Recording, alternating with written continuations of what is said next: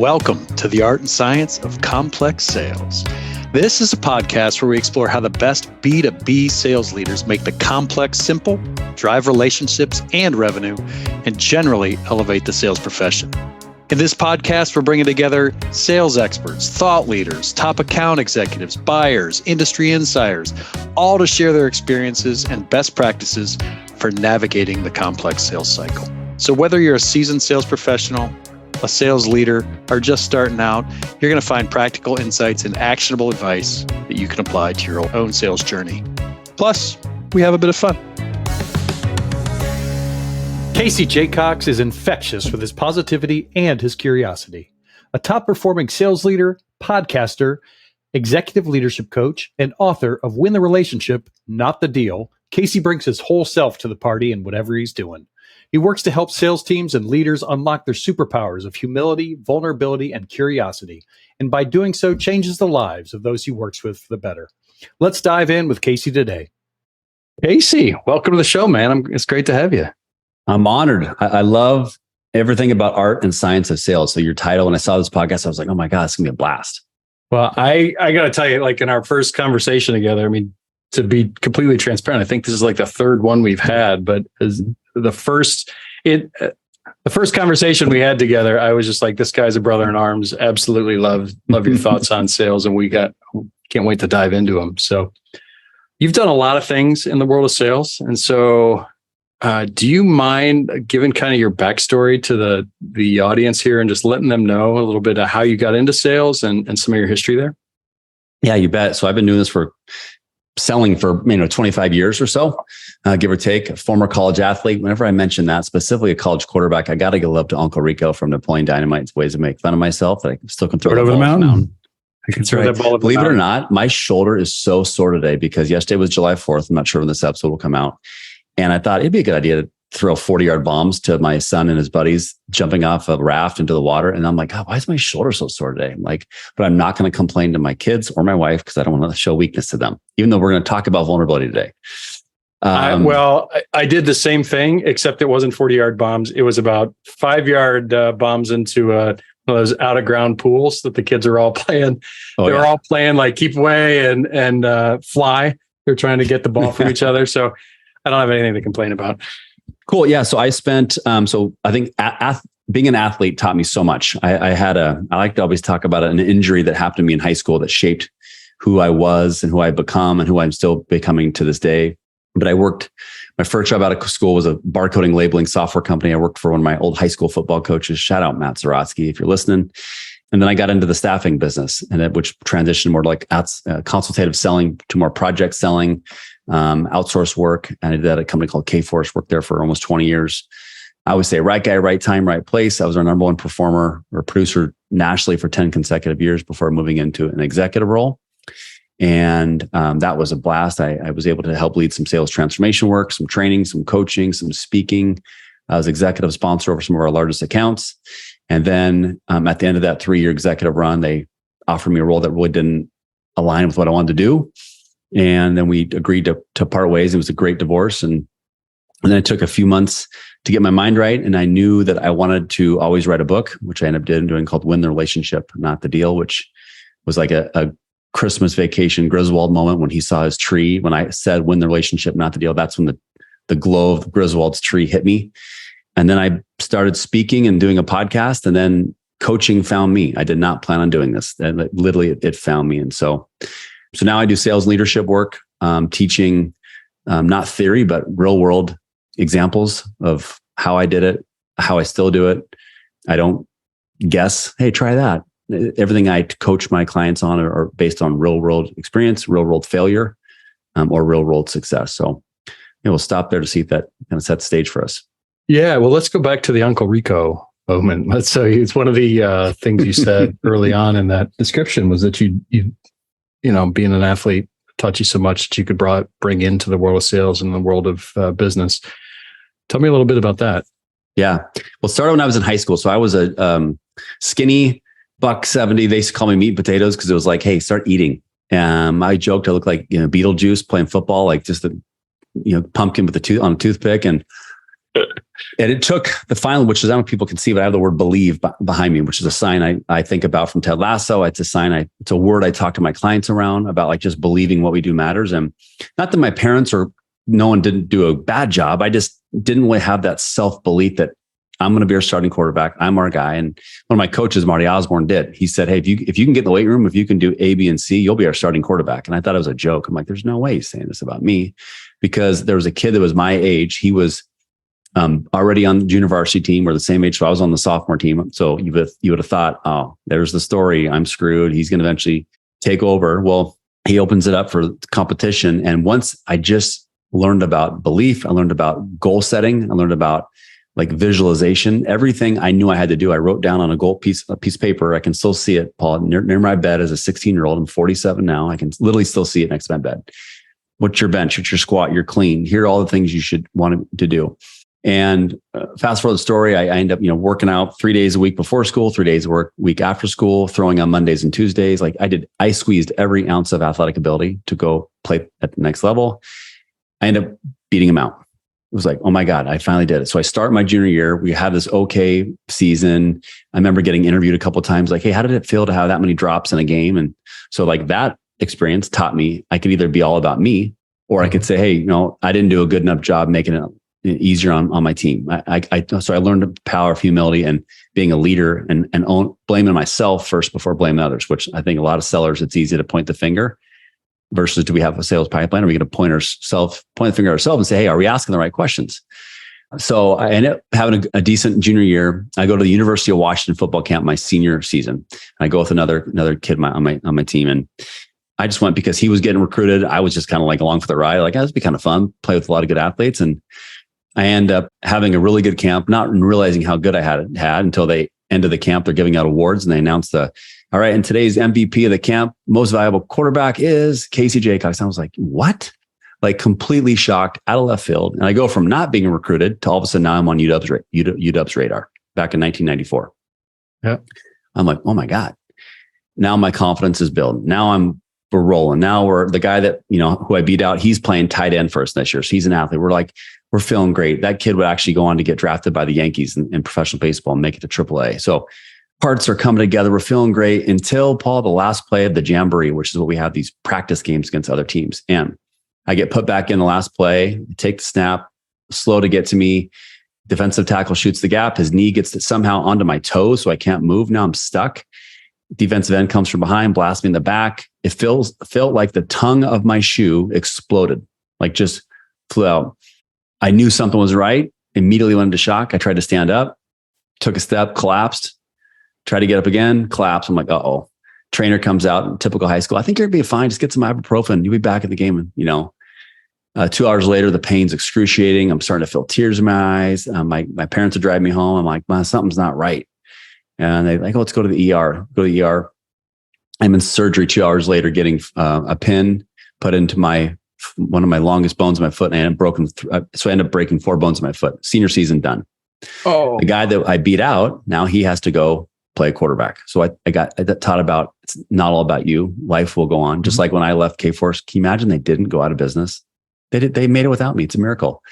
So that example helped me prepare for that moment.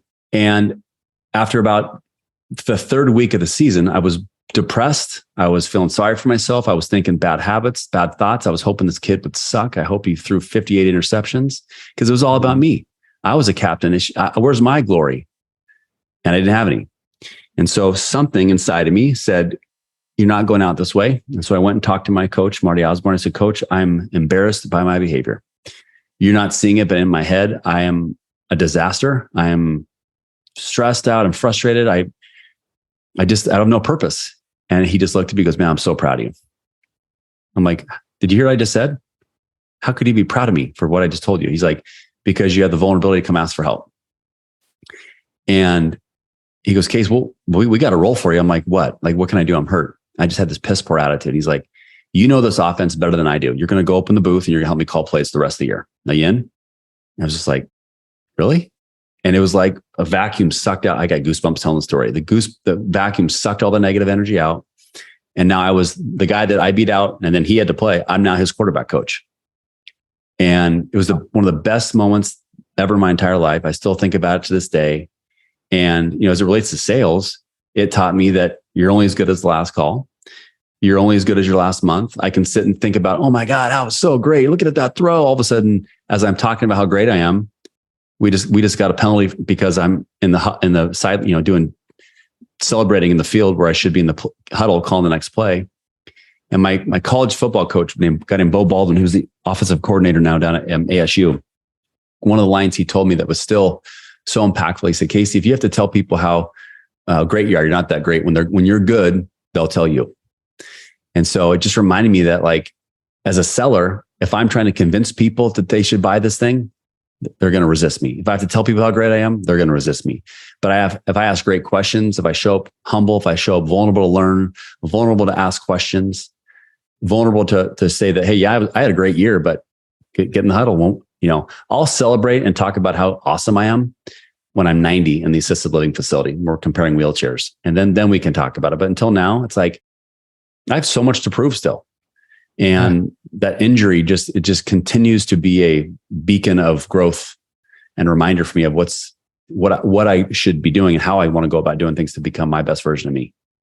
Well, I just was taking some notes when you're talking there, and I heard so many things that you're relating directly to sales. And I'm going to ask you a question about that in a second, but let me just list them. Like, solid identity, goal setting. It's not about you. It's not about the glory. It's about the journey. Purpose.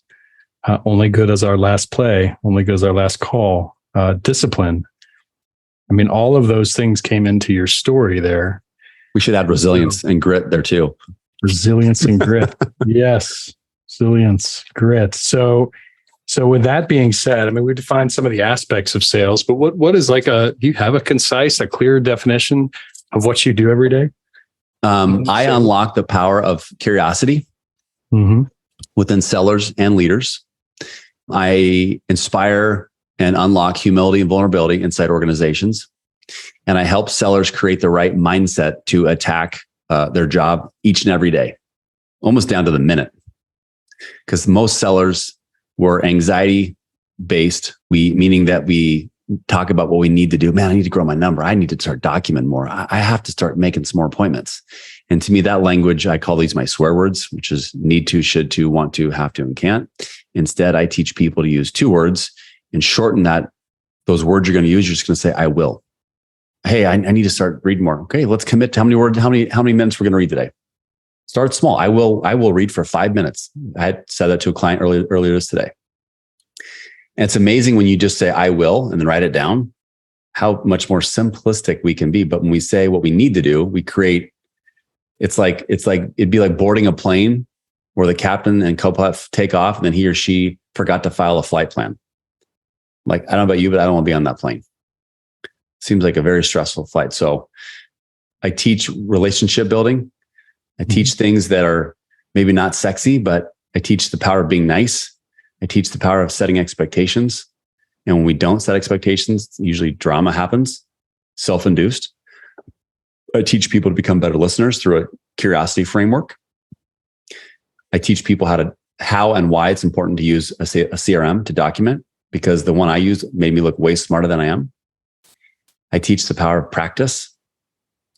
And then I teach patience and realizing that relationships take time to build. And sure, we'd like to say, yeah, I want to be the number one producer and make $70 million. Well, who doesn't? You're the first person in sales I've actually ever talked to that has had that perspective that relationships takes time, like true relationships take time. Because when you go tactic based, right? There's a lot of tactic based coaching out there that's persuasion based, but that's all relative to bypassing a lot of the work that it takes to have the relationship. So why do you focus there instead of that tactics, the persuasion, that type of stuff? Because I think if I'm trying to convince someone to do something, I got taught and I believe, and it helped, and these stories hit home in many ways, prospects going to resist all day long. My job is to become a curious storyteller. I believe that when sellers can talk in the third person versus the first person, clients and prospects are a lot more likely to listen. What I mean by that is if I say, hey, Paul, you should hire me as a sales coach because I'm a beast. I'm a savage. I'm going to help you solve all your problems. Like, oof, I'm like, whoa, slow down, brother. But if I say, hey, if I understand your problems right, tell me how important it would be to work with a sales coach who's over 20 years experience doing an elite level within your industry. Sounds good. Well, that was my background. And here's what many of my clients are saying, why they've chosen to hire me. Whether you choose to or not, that's up to you. I'm just going to share what other clients have shared their success based on these similar problems that you've already had. So I kind of just went into role play right there real quick. But I think for me, when we become curious storytellers and ask great questions and listen for our prospects or clients to say those two words, great question, Paul. Great question, Casey. Like that to me is differentiating yourself. That to me says, hey, that we're making the client think. Sometimes maybe there's a younger seller out there right now that's listening. Well, Casey, I just started my job a week ago. I don't have any stories. And I would say, well, memorize your companies, memorize their stories, make them your own. The client's not going to say, hey, can you show me the email where you actually were part of that deal? So I think it's like when you can make it more about a team approach and understand stories around the problems your company solves. Yeah. One of the things that takes, and one of the words that I want to dive into with you is mindset, right? So it takes a shift in, I'm essentially hearing abundance mentality, right? To come at sales with an abundance mentality and a relationship mentality, it is a complete shift in mindset from a lot of things that people are taught. So how do you help people define and attack mindset? So I was lucky enough to work for a company called Limitless Minds, which is a guy named Russell Wilson. Has probably heard of him, Seahawks quarterback at one point, now Denver.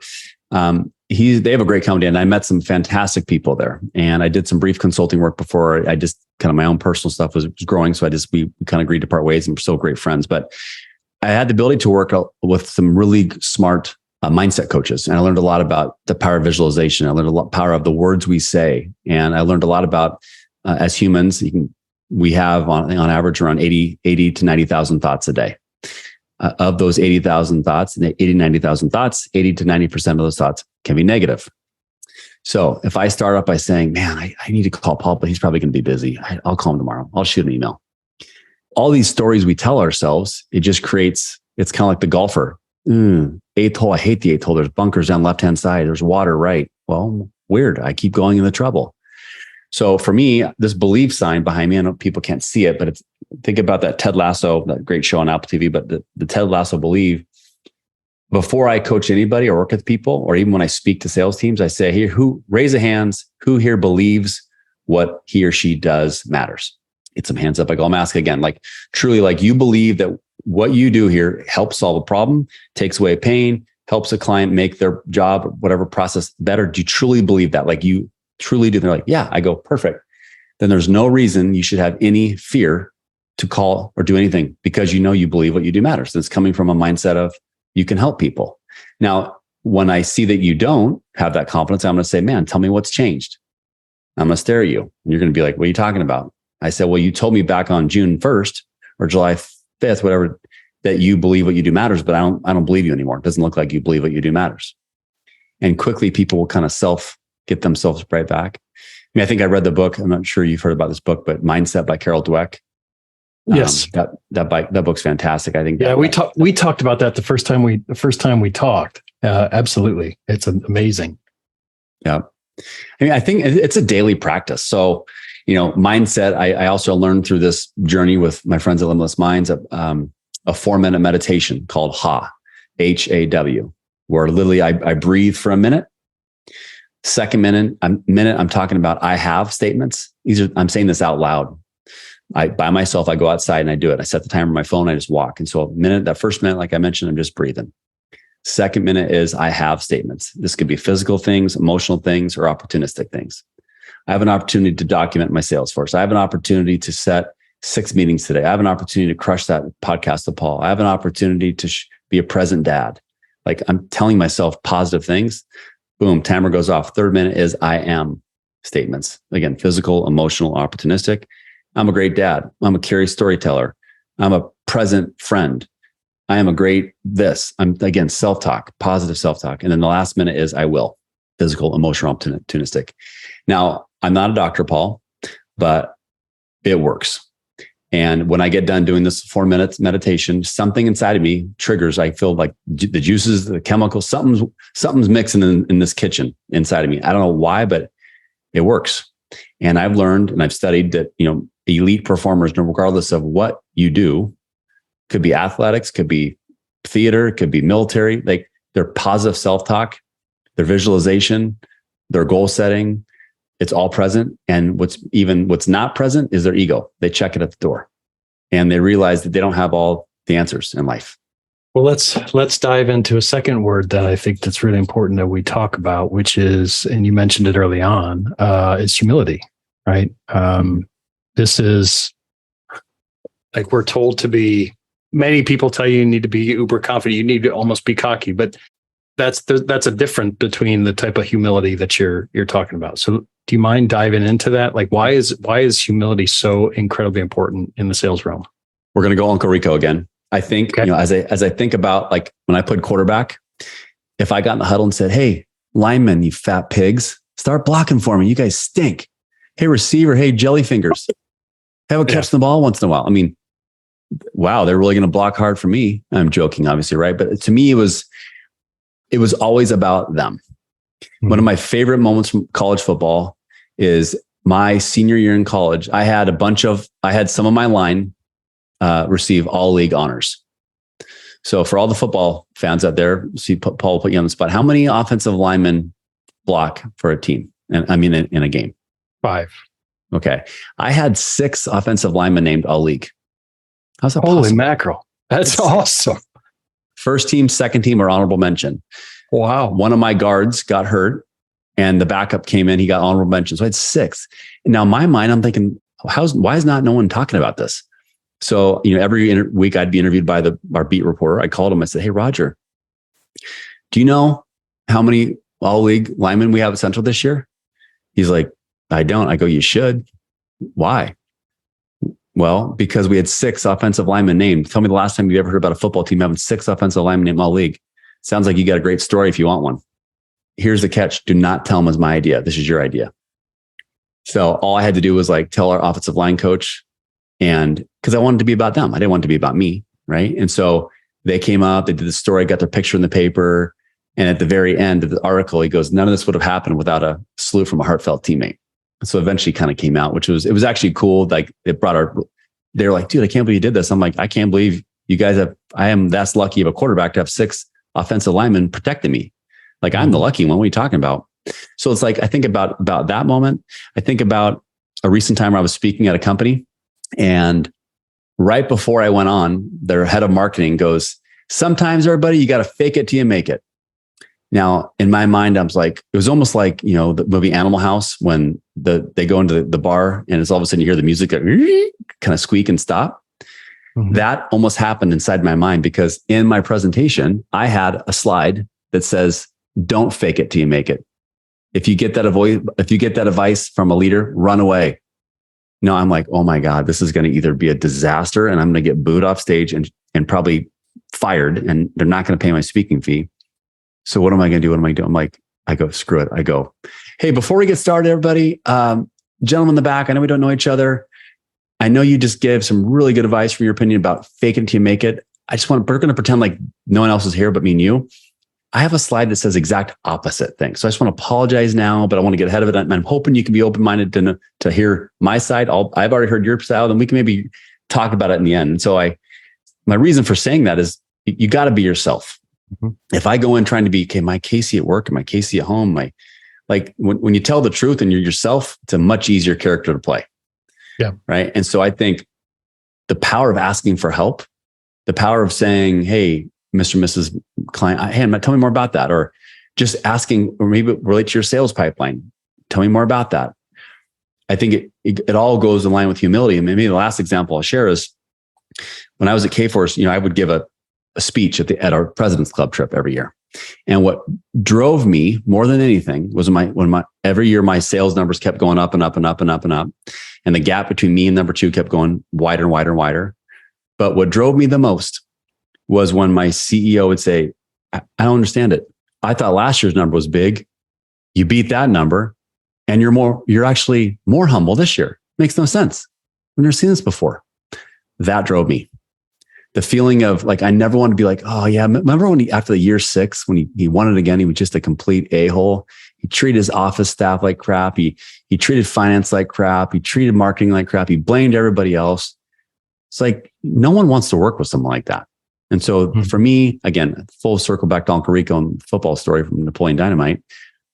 That's what drove me. And I know that the best leaders I've ever worked with are humble. They're vulnerable to ask for help. It's not about them. They make it about me. They get me talking. They get me curious. They create these environments where I want to be around them. Like that, I would call it that Maya Angelou moment. Now, what you said, not what you said, why you said it, how do you make people feel? That to me, I think humility is just a gift. And most people miss it. Yeah, I think it's ancient wisdom because it works, right? And it's practical as well as it's a great character attribute. So thanks for modeling that, man. I say thank you for all of us in the sales world. And it's incredibly important to model. And it doesn't mean that the flip side of that is like, it doesn't mean that you're not good at what you do. It doesn't mean that you're not confident. It doesn't mean that you don't have the ability. It doesn't mean that you're not. It means you can judge what you could do for yourself, right? And stand on your abilities. This is what I'm hearing you say. Totally. But then also judge others for what they can do and stand in their ability, right? And then just add to it. It becomes humility makes things additive rather than subtractive. No one's perfect. We don't have it all figured out. I don't care who you are. We all have gaps. We all can get better. That's why we watch film. That's why we watch film. Oh man, I've been telling myself lies. Yeah.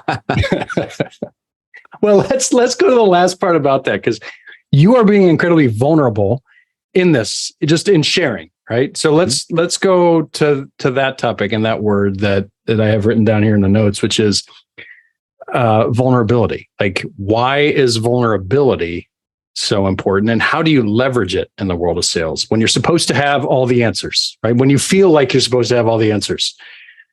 I think vulnerability is even more important for sales leaders if he or she can create the right environment that where sellers feel safe to come ask for help because they have a deal stuck. They don't know what a 10K is. They don't know what this word means in this business. They don't understand what that is.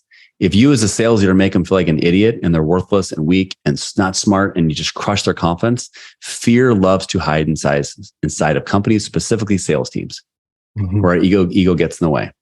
So for me, one of the most powerful lessons on vulnerability I retaught myself was with my good friend, former client, Megan McCann. She's CEO of a company called McCann Partners in Chicago. And one day Megan asked me how I was doing. And I said, just like we started a coaching call, she says, I'm great. And at the minute 47 mark, I said, hey, Megan, hold up. I lied to you today. She's like, what? She looked perplexed. She's like, what? Why would you do that? I go, you asked me how I was doing at the 47 minutes ago, and I lied to you. I told you I'm great and I'm not. So can you ask me that again? And she looked at me like, what are you doing? Like, what the hell's going on here? I go, ask me again. Say, how you doing? I go, okay, how you doing? I go, I'm doing, pardon my French here, Paul. I go, I'm doing shitty. She's like, well, why? I go, because my dad's dying. And I wasn't honest with you.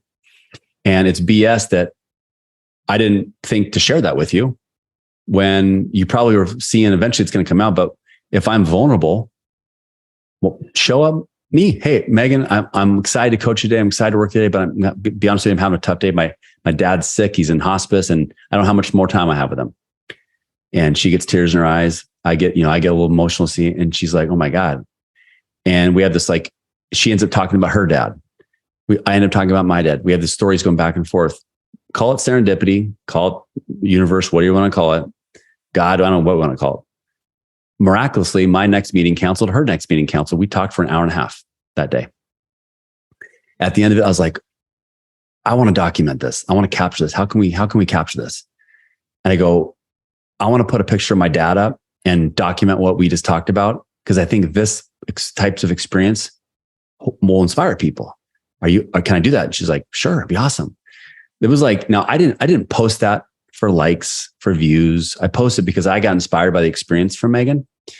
That post over 25,000.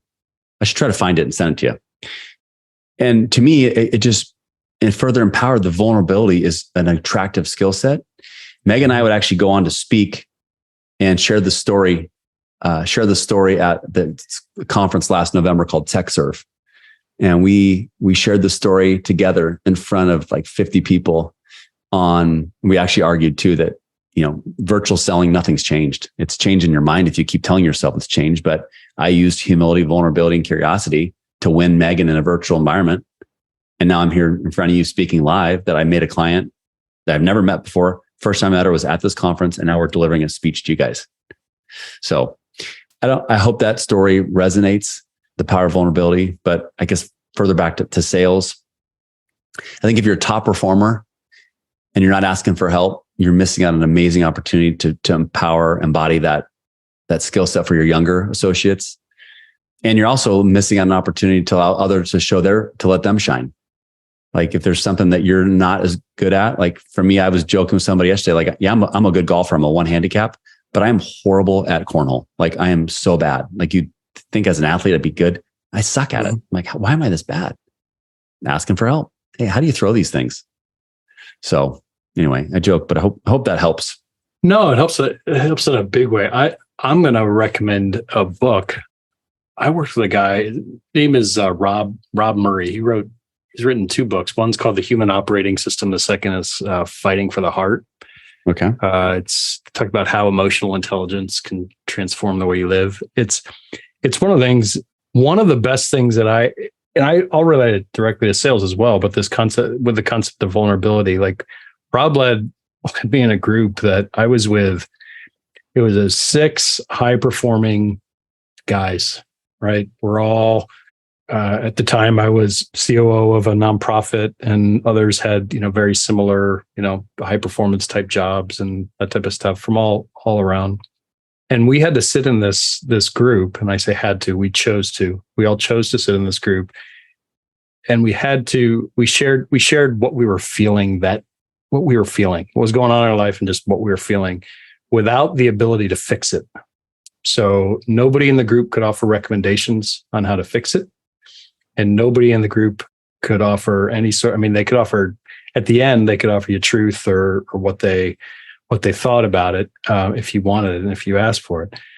But it was one of the best exercises I've ever done in vulnerability. Just the ability to actually be open, and then the relationships that formed outside the group were also fantastic because you started just being able to be you. Right? There was no filter. There was nothing. Yeah. And then it goes to, you keep diving and you tie that all the way back to like at the beginning of what you were talking about. You were talking about identity, right? It helps you form that back to the mantra, like you and the meditation.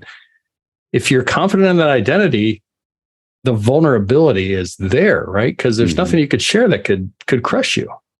And I just think it's so if I'm not asking for help, one, I'm not doing my job well because I'm not that good. Right? I need the help. But two, just bringing that up and coaching people on that vulnerability, that is so crucial. Thank you for saying that. I love, actually, I hired my first coach. And her name's Pam Slim. And yeah, I love when coach has a coach. Mm-hmm. So now the people I work with are like, but you have a coach? I'm like, yeah, guess what? I'm flawed too, just like you. Welcome aboard. Yeah. And we all have, it goes back to that gaps of, but I think as I'm reflecting on all this stuff, every time I talk about this, it just further grounds me and reminds me of we have a long way to go, but not to like be negative, but more like what an opportunity. Yeah. And so. Yeah, it's awesome. And one of the things that I've started to realize about my walk, I don't know if you found it in yours, but the people that I find myself truly looking up to and admiring. And by the way, I count you among that because you have an amazing story and I love it. But is the people that have that ability to just call it, to be real, right? To be able to share, to be able to come to the table with everything, with your flaws, with your gifts, to know what it is, but to come to the table with it and to be real with it and be transparent, humble, honest. And man, this has been a master class that you've given in that. So I really, truly appreciate it. Oh, I'm honored, man. Two of your words, art and science. I remember when I was helping this transformation back in this company I was at a long time ago. I remember making sure that this company that we hired, I said, I want to make sure it's the art and the science. Don't want to take away the art of letting them be themselves. And that's what I really consider, the art of selling is got to be you. Yeah. Right. And your best today might not be his best today or her best today, but if you can be your best, regardless of how that looks, like just be your best. And I think that's about the art. Well, you shared your best today, and I'm truly thankful for it. Is there any final words? Well, not final words, but any last words you want to share with the audience? I would just say, if people enjoyed what we talked about today, I'm very active on LinkedIn. They can find me there. Best way to learn more about me would be my website, which is just caseyjaycox.com. I know that we didn't get a chance to talk about I run a podcast as well for dads called the Quarterback Dadcast, and you're going to be a featured guest, which you can't wait to learn your story, and we'll trade roles. But, I think about that podcast, I get free therapy every week. It reminds me that regardless if you're a COO, you're a janitor, you're a bus driver, you're an NFL player or NHL hockey announcer, our kids really don't care. Hey, are you getting me to practice on time? Hey, can you help me with my math? Hey, Bobby was mean to me. What should I do? Hey, I think I have a crush on Sally. Hey, my mom did this. My dad, it brings us down to this level of back to realness and authenticity and vulnerability we're talking about. And I'm learning that through this podcast journey, it's helping sales leaders or company leaders open up their side up, and then we share it, and their company all of a sudden gets to see a side of them they didn't know existed, which increases culture, improves culture, brings more connectivity, brings more rapport, things for people to build relationships. And that was not the goal when I started it, but it's organically happened. So every new episode's out every Thursday morning. So I would encourage people to check that out. And then if you want to find my book, it is on Amazon. It's called Win the Relationship, Not the Deal. So that's what I would leave everybody with today. Nice. So Win the Relationship, Not the Deal. What's the podcast name again? The Quarterback Dadcast. The Quarterback Dadcast every Thursday morning. Absolutely worth a listen. It's worth just hearing from Casey on an ongoing basis. Can we have you back? Sure. Love to. I'd be honored. Okay. Yeah. We'll definitely have you back, and we'll post all your details too on the podcast when we publish it for everybody. So thank you so much. And with that, everybody, we're going to sign off. Have an amazing day. Thank you for listening to the Art and Science of Complex Sales, and we will talk with you soon. Thank you so much for listening to the Art and Science of Complex Sales. This podcast is sponsored by Membrane and our partners from around the globe. Here at Membrane, we believe that B2B sales is at a crossroads. Due to decades of quantity-based prospecting, information overload, and really a shift towards efficiency over service and pitching over leadership in sales, customers are saying enough is enough. They're tuning out average performers and choosing to take most of the buying journey on their own. This results in up and down sales results, forecasts that are all over the place, and salespeople that are half committed due to the fact that they're having poor results and they have an inability to truly connect with customers. We believe the road successful companies are taking to combat this is threefold. Number one, training to create leaders and executives across all areas of the team with strong habits and sales methodologies that bring value.